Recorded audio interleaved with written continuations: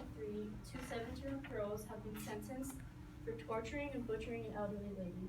And less than a week after, two 10-year-olds were sentenced for murdering a toddler. Again, a troubled nation is asking, how could this happen? There must be a reason for an act so horrifying to be committed by someone who still has an underdeveloped brain. So are juvenile crimes a cry for psychological help, or should they be punished for life?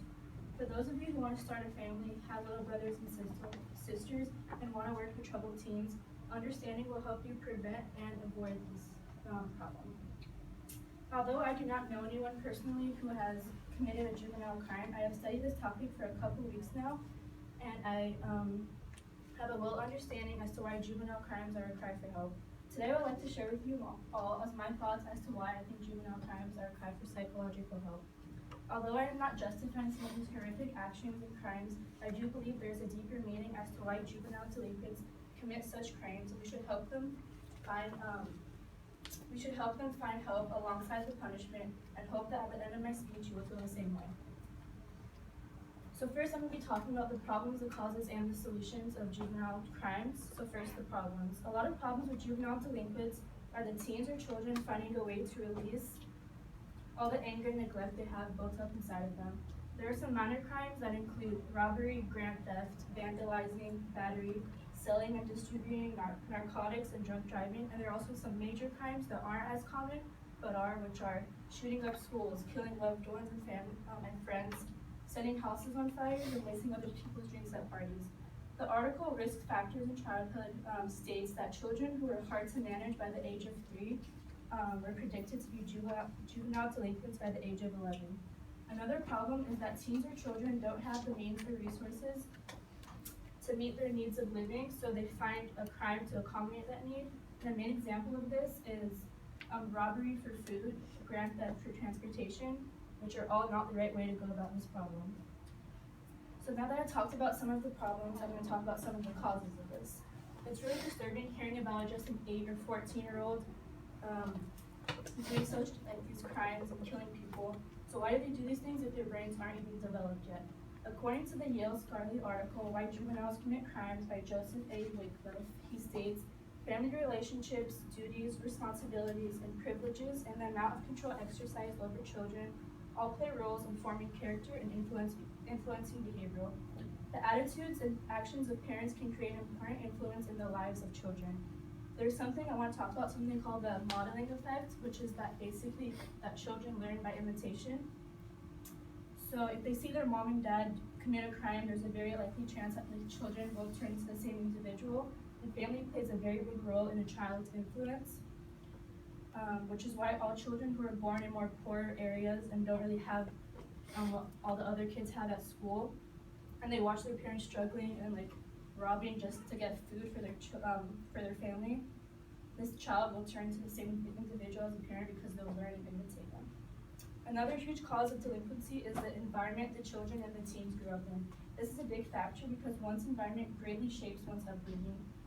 The journal Teenage Robbers, written by Rosemary J. Erickson, says that the neighborhood is the biggest influence on their violence. 3/4 of them said they experienced violence in their neighborhood when they grew up. Depression is also a primary cause of juvenile delinquents as well. A source of neglect that juveniles get is from bullying. In the book, What Are They Thinking?, written by Aaron M. White, he states that a survey over 9,000 students in grades 6, 8, and 10, he found that 25% of females and 10% of males reported depressive symptoms. Mainly all depression at such a young age comes from neglect, either from at home from the parents or from at school from their peers. So which leads the child or teen to take out their anger on people to cope with that neglect. An example of this is the many school shootings that have been happening that sometimes happen by teens when they use these crimes to cope with the neglect and not getting from other people. So now that I've talked about some of the causes, I'm going to talk about some of the solutions of this. So stop the act before it comes to crime through education. With research and gathered statistics, we can now pinpoint which regions have high prevalence of crime. Most of these juvenile crimes are results from parental abandonment or neglect in any way. Educating the parents or guardian about this solution, as well as focusing on the source, in addition to educating the children, may be another strategy to help this. The Office of Juvenile Justice and Delinquency Prevention pronounced that improving education and youth employment opportunities enhancing social skills, and providing youth with mentors and adult role models are essential components of delinquency prevention. Instead of locking them up and just hiding the problem from the world, we can try to understand the root cause of the behavior and focus on fixing or helping them, instead of abandoning them in juvenile halls. According to the website studentpulse.com, Alina Saminsky wrote an article about juvenile prevention programs and stated that prevention programs positively impact the general public because they stop this crime from happening in the first place. Programs that are more holistic prevent future crime better because they deal with various aspects of life, not just one single one. And as for psychological help, we can open free clinics within these regions to help them with depression or schizophrenia or anything else they have. And we can also focus more on helping and transitioning them better back into society. Putting them in jail can even lead to more damage. The Huffington Post states, once a child is caught up in the system, it increases their chances of even more crime.